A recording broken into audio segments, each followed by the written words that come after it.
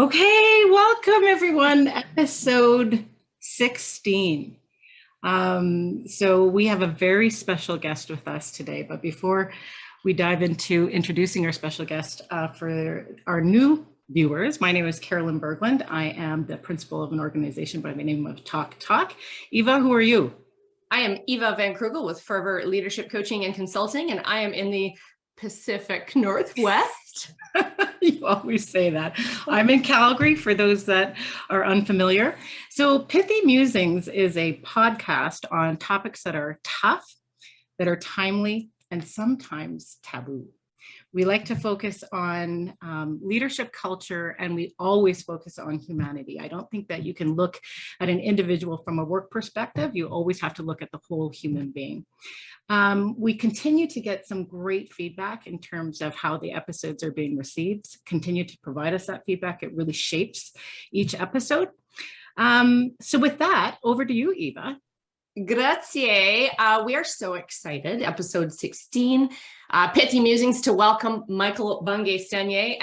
And this is for you because I know I made this for you because I really appreciate that you don't use PowerPoints and things that you present. So we can learn from this alone. Use this piece of paper. We're recording live with very select human beings who we think are good humans, but we think are the wisest on earth. That's right. That's over to you. And who can help make humanity better. And through the influence of leadership, culture, and at work as centers of incredible power and influence. So, and if we can be healthier there, we can help make the world a whole lot healthier. So here to play and share perspectives and ideas and curiosity, and we have no idea where it's going to go, is Michael Bungay Stanier.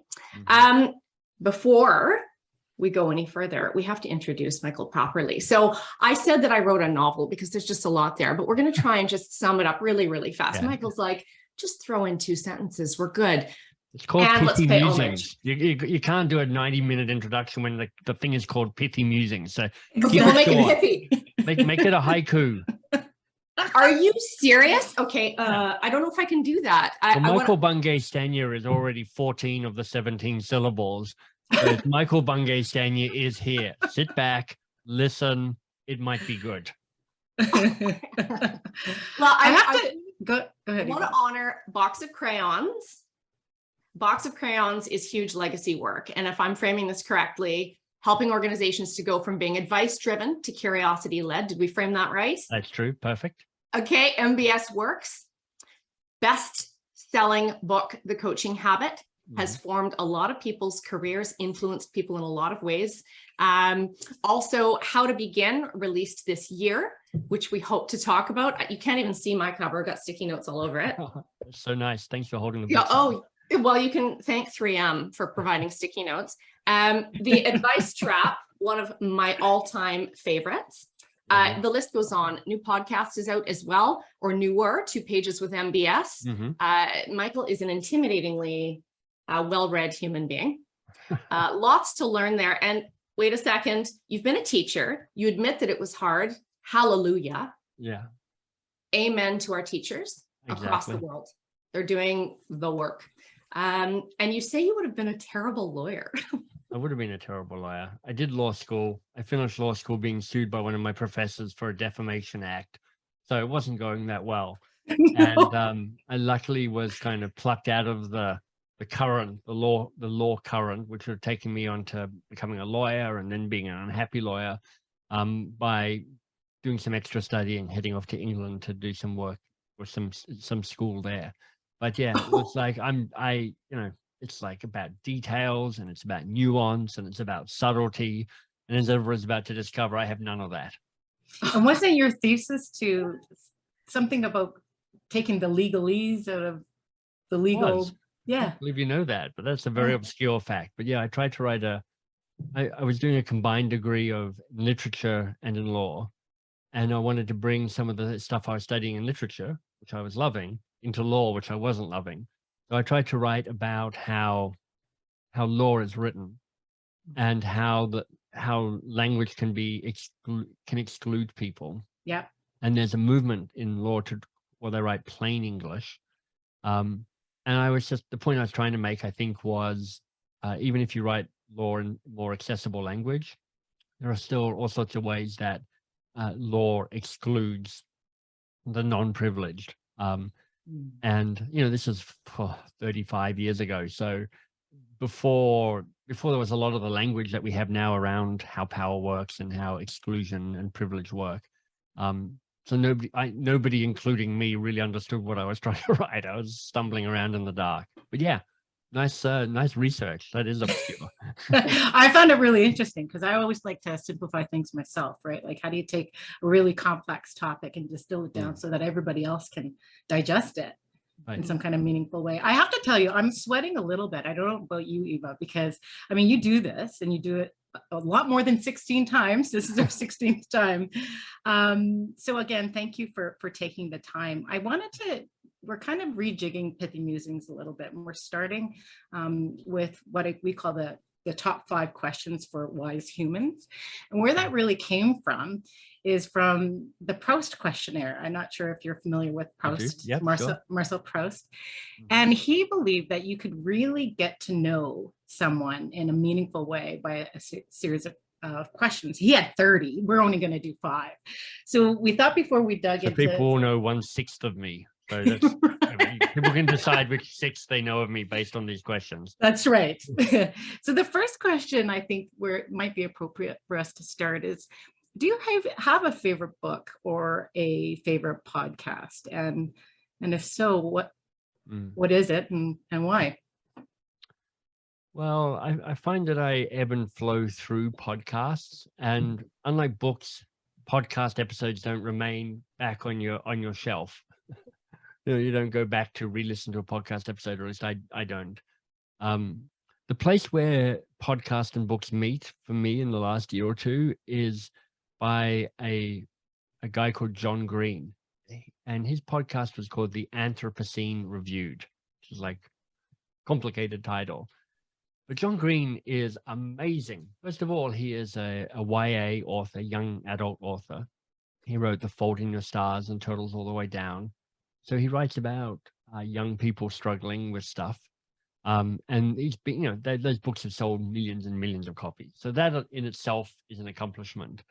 With his brother, Hank Green, they started the Vlog Brothers and Crash Course, which is this massive free educational tutorials on YouTube, which have literally taught millions and millions of kids. And they've kind of got that going. Plus, John Green is an extraordinary podcaster. So the 2 of them do all sorts of podcasts. And he did a podcast series called Anthropocene Reviewed, where he kind of took 3 or 4, or took elements of the human influenced planet, and he would write about them and then talk them through and then give them a fun kind of rating out of 5. Everything from hot dogs to the plague to ear infections to a tree. And honestly, he writes so beautifully. I aspire to write like him. He writes so brilliantly. He weaves ideas together. He is able to talk about humanity and nostalgia and our fragility and hope.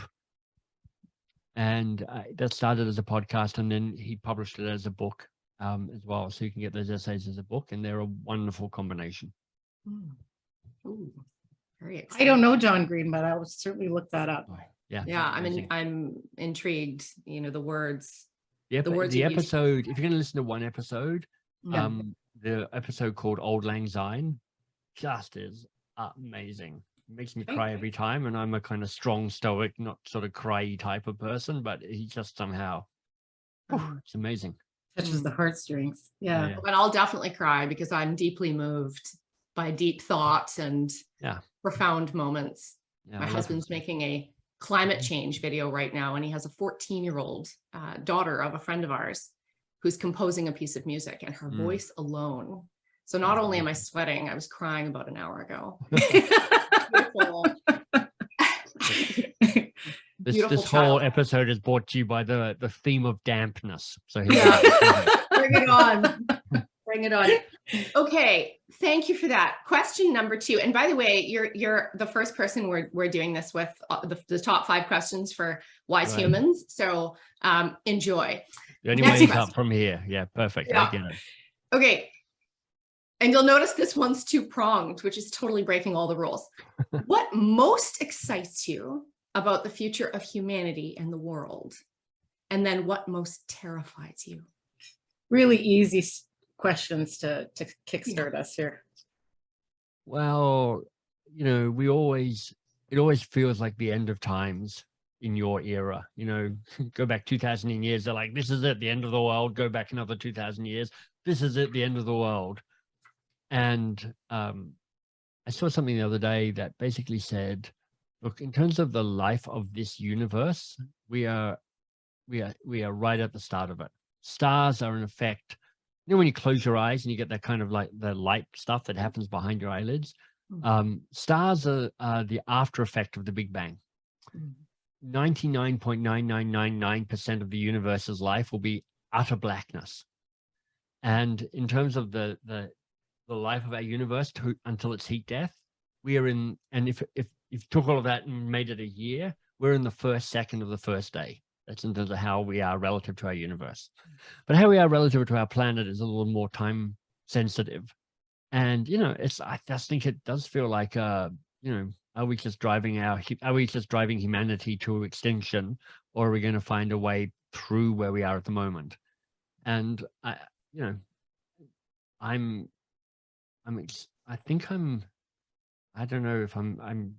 just think that's the existential conundrum we're sitting with at the moment. And there are moments where I feel excited, and there are moments I feel very unexcited about it.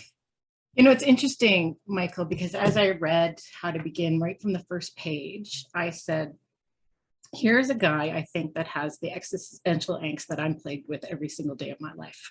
Like, what is the meaning of life? Why are we here? You even talk about Kevin Kelly's death date calculator. You follow it up with a beautiful excerpt of a poem by Mary Oliver called The Summer Day. Right. It's beautiful.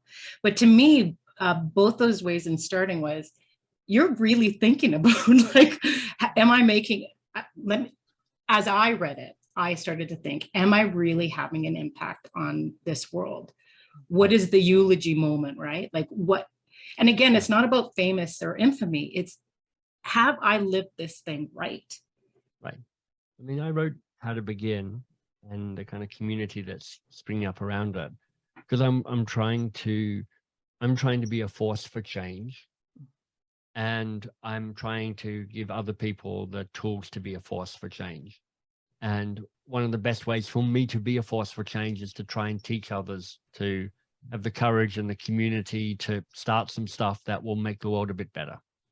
And that's what I'm hoping happens with How to Begin, is more people do more things that, on balance, give more to the world than it takes.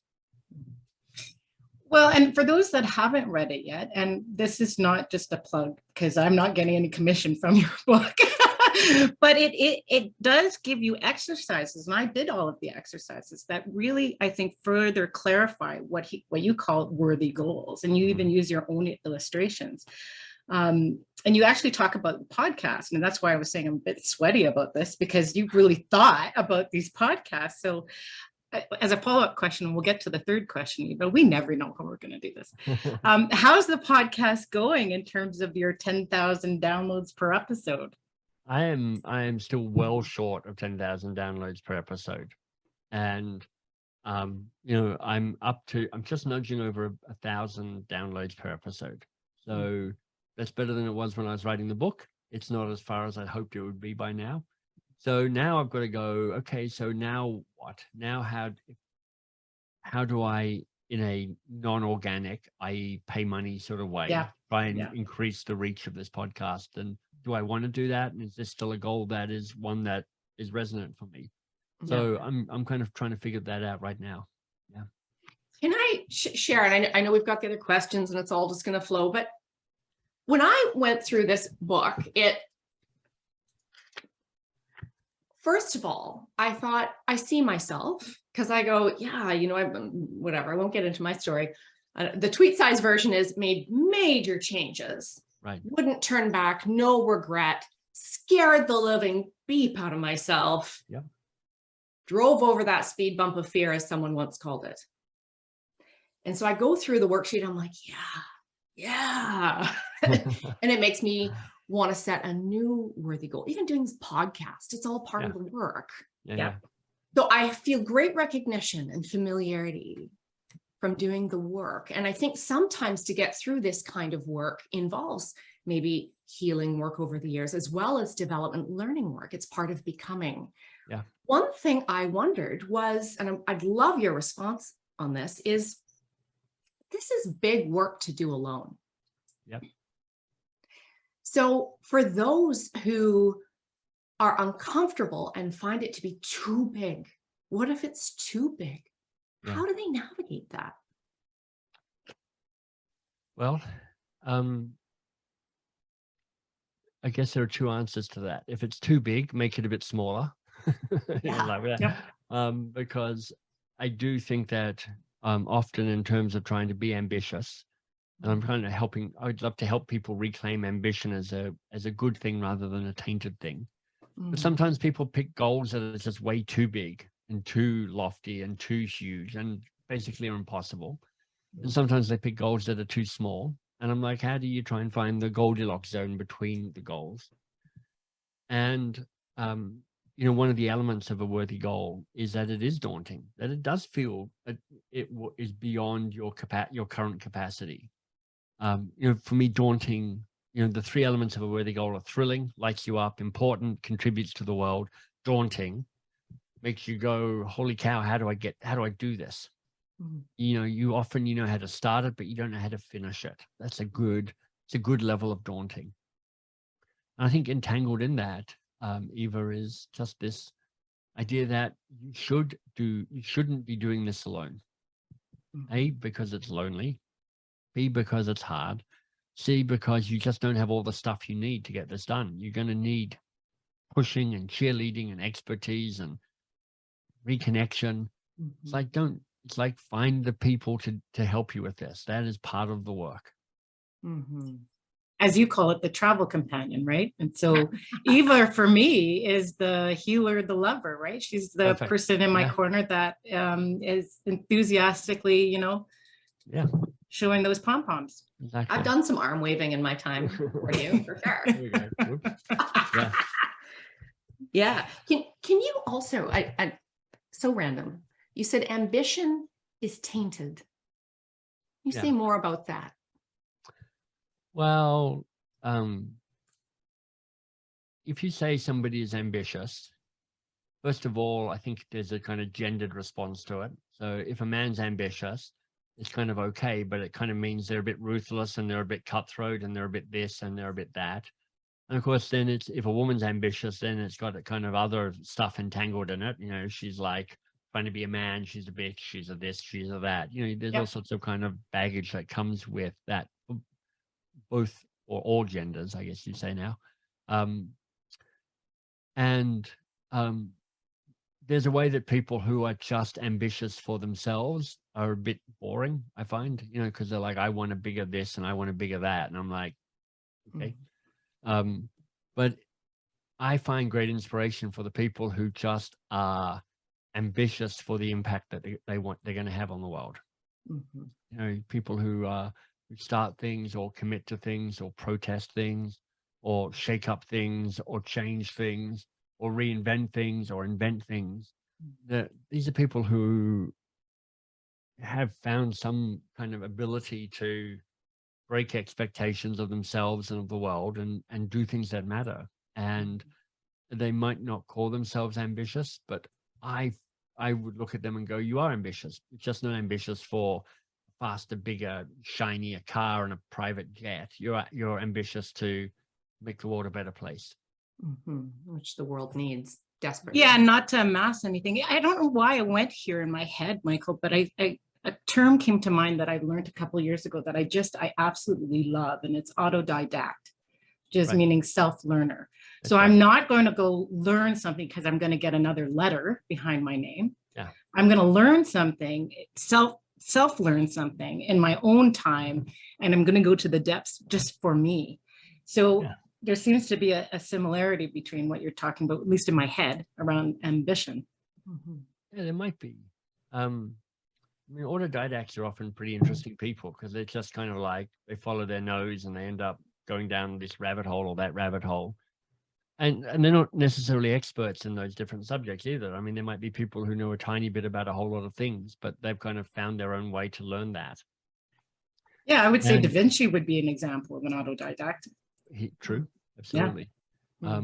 And I suspect there's all sorts of opportunities to be that when content and wisdom is so readily available in so many different sources. You know, you're like I'm kind of enjoying history podcasts at the moment, which I'm quite surprised by.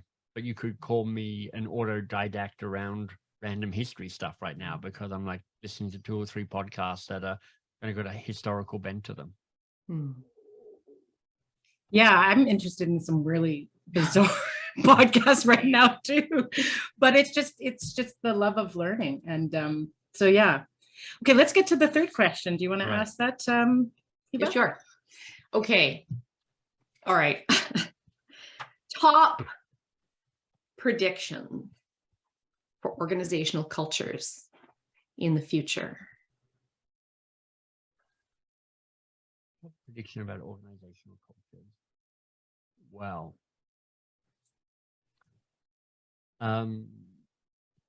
that's an interestingly difficult question. Agreed. I'm not that great at predictions.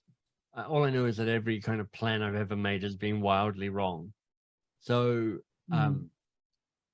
you know, often so I think the trend is to organizations that are more human-centered and organizations that have more capacity to deal with complexity. Yeah. And I'm just honestly stealing those 2 terms from my friend Aaron Ignan, who's written a book called Brave New Work. And in that, he just talks about some of these new, interesting, emerging cultures that recognize that every time you try and contain change, you're simplifying it and denying it, basically. And that organizations just have an inherent nature to dehumanize people rather than humanize people. So I think that trend will continue of people, organizations being ones that detract from humanity rather than add to it and deny complexity. But I hope what you see are more green shoots of the different styles of cultures that are emerging. I think there's a real, an increased interest. Well, where do I want to go in my head? There seems to be an increased interest in human-centered and how to navigate complexity. And a book that's coming to mind is this one from Jennifer Garvey Berger. That seems to be this work, and she's teaming up with Carolyn Coughlin on, and there's a beautiful body of work that's emerging in navigating complexity on calling BS on our own stories, ego, control, fear, all of that stuff. Recommended read. Nice. Yeah. What I'm noticing. We also run into the danger of people like us who kind of like this stuff. Yeah. Or kind of living in our own little bubble and thinking that stuff is actually happening when you're like, okay, so what are organizational cultures in Asia like? What are organizational cultures in Africa like? What are organizational cultures in Eastern Europe like? You know, where you're kind of a little away from kind of North American and British and Commonwealth influences. So, we all run the danger of confirmation bias, which is like we see what we want to see. But, I'm seeing more of that than I've ever seen it. So hopefully there's some truth to it as well. Yeah, And thank you for calling that out. have you seen a difference in organizational cultures driven by leaders since the pandemic? Leadership styles, have they changed in any kind of profound way in your? Well, they've certainly changed in a short-term way. Wherever it's gone, what the hell is going on, and how do organizations run now, and what does it mean that we're not coming in? And so I suspect we're just at the start of figuring some of that out. And you can feel organizations trying to navigate. Do I insist people come back to the office? Is remote working here to stay? If remote working is here to stay, what does that mean in terms of what a culture is and what human interaction is? Yeah. And I liked working in offices when I worked in offices some of the time, because I liked hanging out with people, and you'd have a kind of random way of being with other humans. And some of my favorite memories of working when something happened in an office and it turned out to be great fun. Now, it was rarely planned. It was just a kind of an emergent, if you're here long enough, something interesting and fun will happen. And there's all sorts of moments being in an office and working there, I'm like, what am I doing? I hate ceiling tiles. I hate this Fluorescent lights. I hate my cubicle. I hate fluorescent lights. It's like a battery chicken. It's like terrible.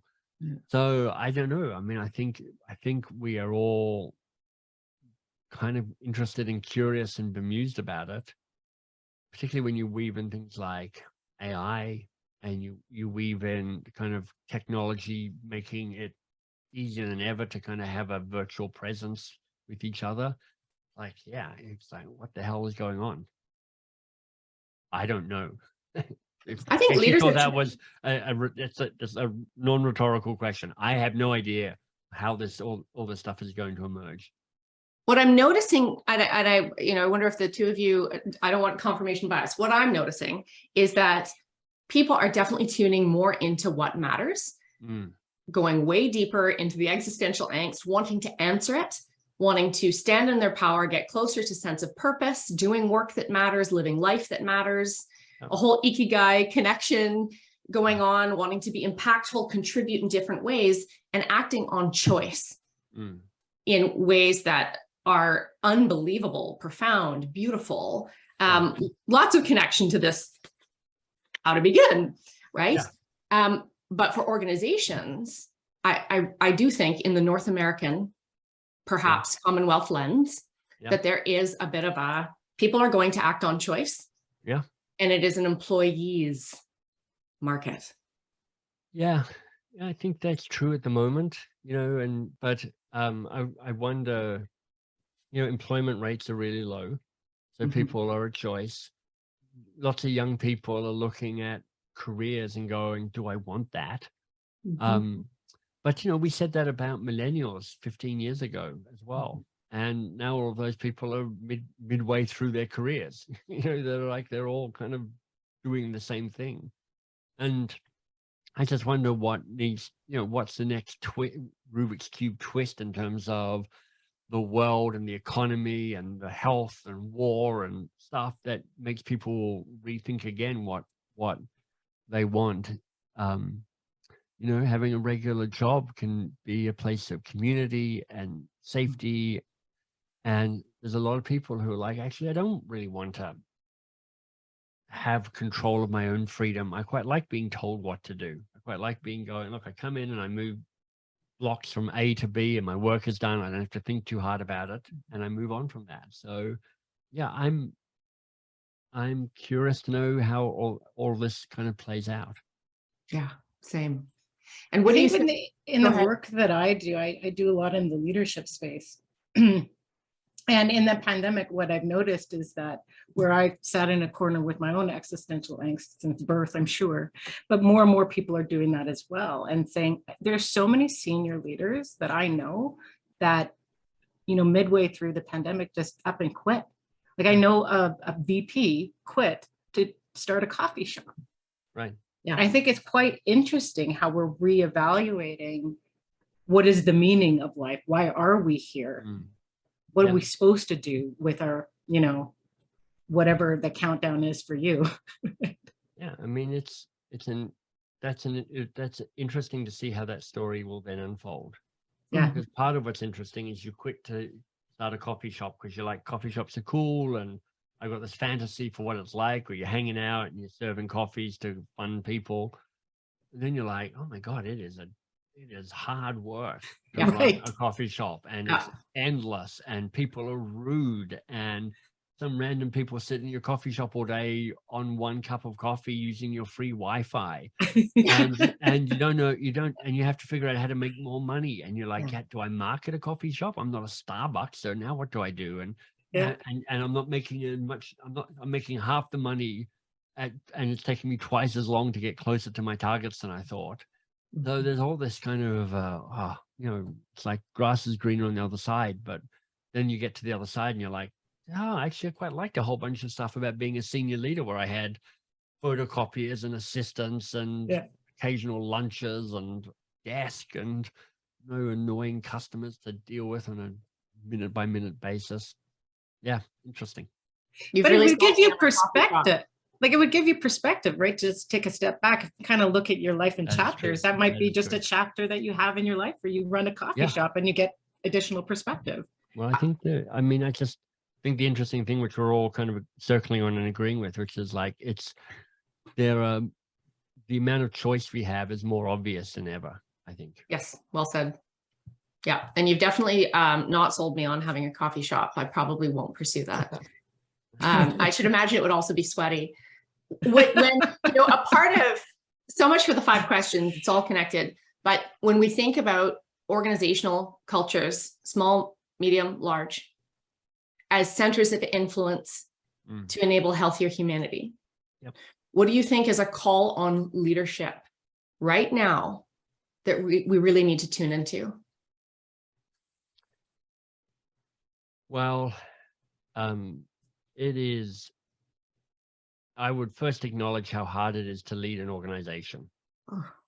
Not least because you've got more and more people going, look, I want work that matters, and I want work to have impact, and I want to have work that and I want to be respected, and I want to have autonomy, and I want to have choice. And if you're a leader of an organization, you also have an obligation to make stuff work and bring in revenue and make it profitable. And not all of that is all glamorous and all kind of purpose-led all the time. And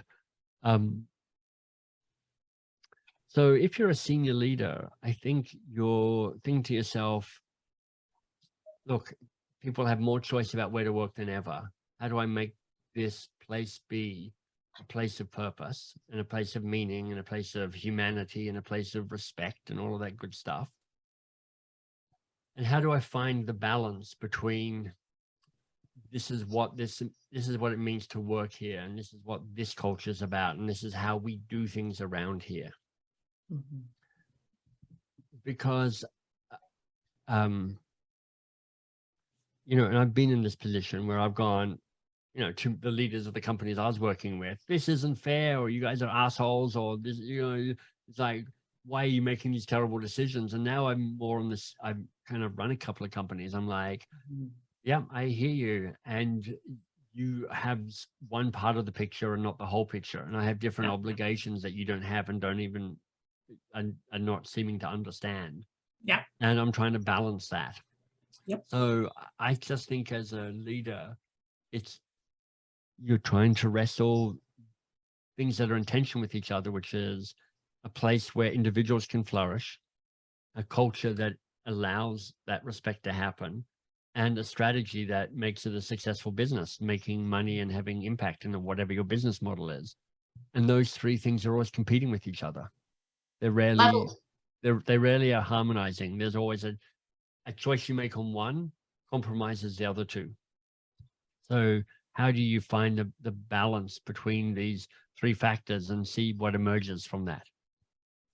Let alone tend to what's going on from within. Right. Exactly. When so many are exhausted. Yeah, exactly. You know, someone wise once said, leadership is a lifestyle. It's not a job. Mm-hmm. Is that ever true these days? Should we go to the last couple of questions? Sure. I'll do the fourth one. Yeah. I already mentioned the eulogy again. How would you like to be remembered after what is the date? September something 2000. Yeah, September whatever. 17th, Yeah. something. Yeah. Yeah. I don't care how I'm remembered, because I can't control or influence that. So it's like I probably won't be remembered, and certainly in 100 years I won't be remembered after I'm dead. I mean, nobody will remember me at all, and I'm fine with that. I'm much more interested in just going, am I doing the work that I think is a contribution now?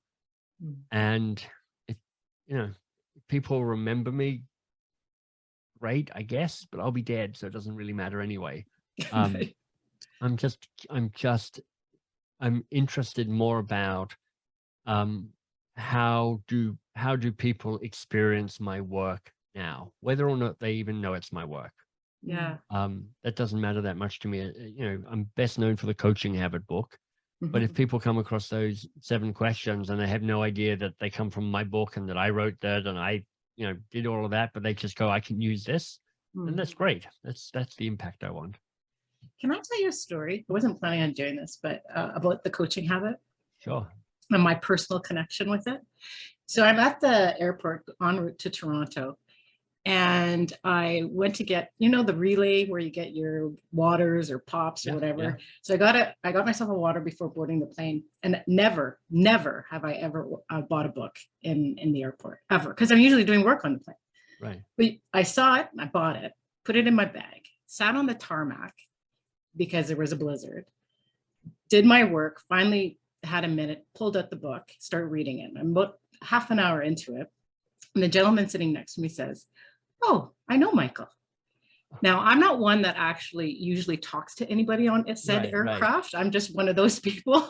Yeah. And we ended up talking for 4.5 hours all the way to Toronto, and he's one of my dearest friends. So it's your book that introduced me to one of my favorite people on the planet. So thank you. I think that's how we actually got connected. I think Andre That's it. made the connection for us.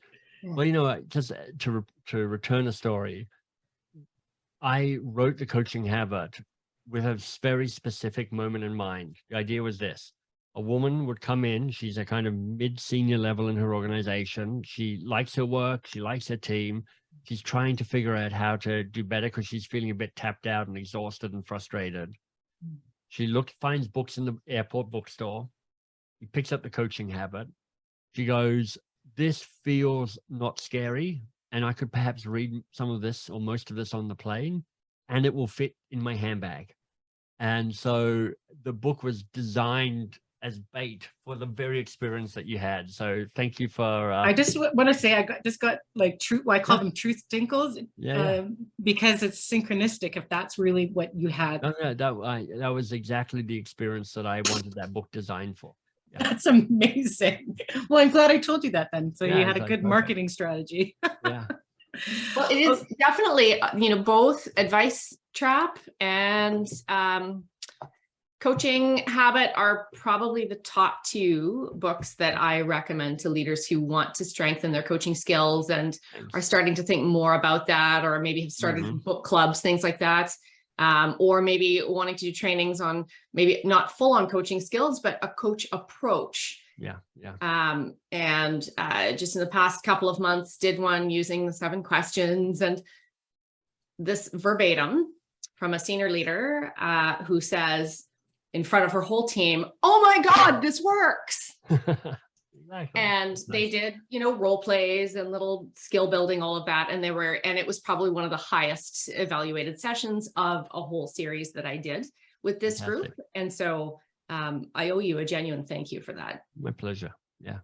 So will people remember you? Will they remember your work? They already are. And I think that will transcend generations and years. And I'm not great at lip service. I do hope that you soak that up. I know you're very humble, and it's one of the things that we love about you. I want to ensure that we're not, and this is the word that you use and how to begin, Sycophantic. So sycophantic. Sycophantic, pardon me. Yeah. So we're provocative and not like being all maudlin. It's perfect. I don't feel sycophanticized or whatever the word. Okay, good. Thank you. I appreciate that. Yeah. Okay, the last question, and we're conscious of time. We're almost getting there. So those 5 questions took us through this whole 45 minutes. Turned into like 18 questions. That's right. With it. They were kind of the skeleton, I guess. Yeah. Oh, you're a guinea pig. We haven't tried this before. So who do you most admire that you think we should interview on Pithy Musings? Well, what problem do you feel, if you had to give me one sentence around the problem you feel this podcast solves, what is that? It's a good question, Eva. I think that, we're shaping it further to focus on leadership and culture and making things healthier. Because for humanity. For humanity, because we believe those are centers of influence to make humanity better and to make the world better. I know it sounds dreamy. We're literally sitting on the Philadelphia cloud saying it, but we mean it. It's why we do what we do every day. And it's why the two of us have come together to do this work. Well, and the BCC to that, Michael, would be, we want to show women that you can have 2 independent women and we can collaborate. Because what Eva and I have found in our careers is that you get that bitchy behavior when you get to certain. And so we want to show very physically the collaboration between 2 strong women as well. And what are 2 things you definitely look for in a guest? And what are 2 things that you seek to avoid in a guest? We like controversy. We like difficult topics. We had an individual on one of our episodes to talk about DEI. I thought that was one of my favorites because she gave us permission to really ask, I'm uncomfortable with this question. Do you mind? She gave us a space to really ask her hard questions, taboo questions even. Yeah, I think part of it is wanting to put tough topics on the table. They may be things that are relevant and timely, or it could be taboo stuff. Gender, it's not taboo. It's stuff that needs to be understood. I mean, here's a random topic that nobody talks about. Female hormones and how that affects women over the years, and nobody talks about it. And is that okay or not okay? And yet it impacts people in mental health. Nobody talks about it. I just did. So like I mentioned, who I wrote The Coaching Habit for, what's the profile of the person who listens to the show specifically? I think we have homework. That's a question. Yeah. I think we have homework, and we're narrowing. And speaking of, pithy and putting hard stuff on the table, you're putting a hard question on the table that needs to be answered. Yeah. I love that. You're 16 episodes in, so you're finding your way. It takes a bunch of time. Like, I've heard people say it takes a year before you really find your stride in a podcast, and you really find who you serve and who your listeners are, and who your best guests are. Yeah. But you've got to kind of answer all of that stuff first before you get some sense of what your best guest might be. So I hope by just what we just did, that beautiful dance, that others can also take some wisdom from that and apply it to something courageous maybe they're trying to do, or podcast. Everybody's doing a podcast. Right. There's some really important questions that you've just asked, and Caroline and I will take that away and we will work on that. Yeah. Curious, what made you say yes to this invitation? Yes. You pitched me in an interesting way. So you name dropped somebody I knew. Yeah. Or at least he made the introduction. So that goes a long way. Yeah. And then you shot a little video saying, here's why you should do this. And I would be like, I probably would more likely say no to an invitation like this because I get a fair number of podcast invitations, and I'm trying to write books rather than be on podcasts. So I'm trying to hold space for that creative act. Well, I just thought you did a nice job at pitching it. So I'm like, I will say yes to that. Thank you.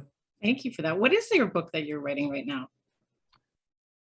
It's broadly on how do you build better relationships with the people with whom you work. Oh, yeah. Take off the mask is I know you weren't asking the question, but I immediately go there. Like, show up and be your authentic self. Because at work in particular, people like throw it on. This is the Yeah. persona, the archetype I'm going to show you. Yeah. And I'm going to play that out like an actor, like trying to win an Oscar. Yeah. Never shall you ever see anything go below the waterline, right? Right. I'm not going to show any kind of vulnerability. Right. Yeah. Yeah. So it's That's a great book. encouraging. Well, it might be a good idea. It's hard to say whether it's a great book at the moment, because at the moment it's a pretty underwhelming first draft. Ah, That's right. That's where you always start, an underwhelming first draft. yep. Well, and a lot of people are wanting to write books too, and it's really hard not to ask you more questions. Let's honor your time and our listener and viewers' time. Thank you. Thank you for graciously accepting the invite, for playing in the sandbox with us, for pulling out some crayons. And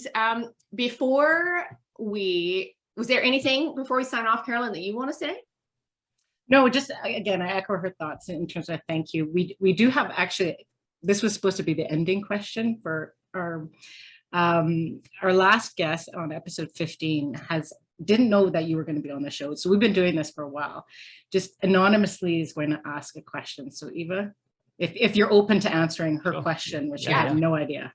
Well, so yeah, Cher Brassock was our last guest. She's the founder of Connect Your Calm and a wellness facilitator. And so her question was, how did you get here?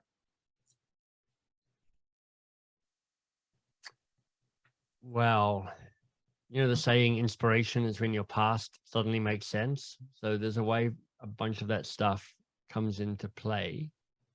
But I would say, broadly speaking, the way I got here was I tried a bunch of stuff out and I doubled down on the stuff that seemed to be working. Wonderful. Okay, so what about a question for our next guest? That's a good question. I think an interesting question might be, what do you have to let go of to get to the next place that you're getting to? Yeah, good one. Love it. Grazie. Okay. Yeah, again, we just want to extend our appreciation to Michael. You're awesome and you're doing great. For those that want to continue to observe and view Pithy Musings, make sure to subscribe. I can be found at Caroline at talktalk.ca. Eva can be found at Eva at livewithfervor.com. So until next time. And if you want to connect with Michael, and Michael, correct me if I'm way off on a tangent here, but I've mbs.works/contact/ Just go to mbs.works, the website, and then you have your choice of what you want to connect with. Fabulous. Yeah, there's a lot there. Until next time, Eva, we want to say stay pithy. Keep musing. Thanks, Eva. Thanks, Michael. All right. Thanks, everybody. Thanks for having me. Bye-bye.